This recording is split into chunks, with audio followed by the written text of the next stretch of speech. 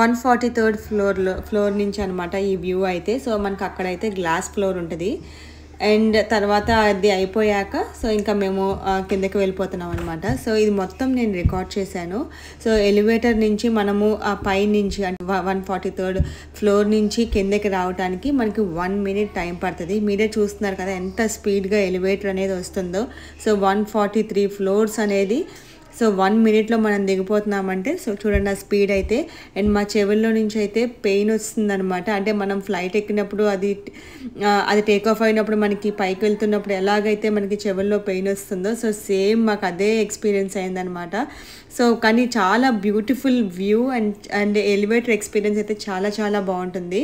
And elevator experience దీని తర్వాత పైకి వెళ్ళినప్పుడు ఆ పైనుంచి ఆ బ్యూటిఫుల్ వ్యూ అనేది ఇంకా సూపర్ ఉంటుంది.